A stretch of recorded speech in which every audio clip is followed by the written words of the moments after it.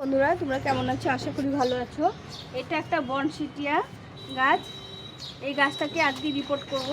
আমার কাছে অনেকগুলো গাছ ছিল, গাছগুলো নষ্ট হয়ে গেছে, একটা গাছে আছে।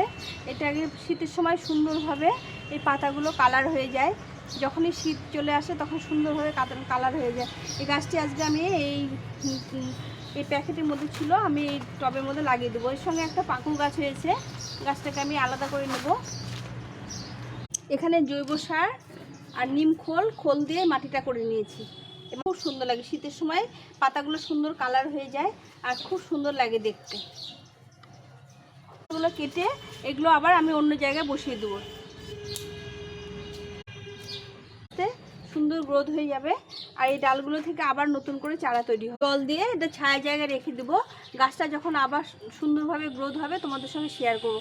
ভিডিওটা ভালো লাগলে লাইক শেয়ার সাবস্ক্রাইব করে পাশে থেকো। টাটা।